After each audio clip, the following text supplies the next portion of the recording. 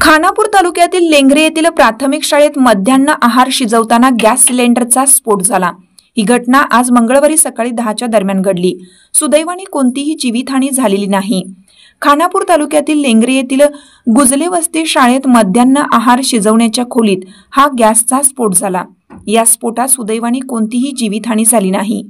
घटनास्थळावरून मिळालेली माहिती अशी की खानापूर तालुक्यातील लेंगरे येथील गुजले वस्तीमध्ये जिल्हा परिषदेची 1ली ते 4थी पर्यंतची शाळा आहे। या शाळेत अंगणवाडीचे वर्गही भरवले जातात।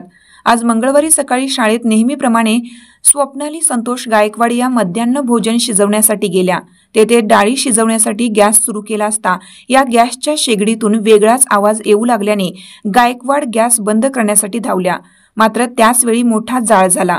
यावर गायकवाड यांनी तातडीने बाहेर पडत आणि प्रसंगावधान राखत शाळेच्या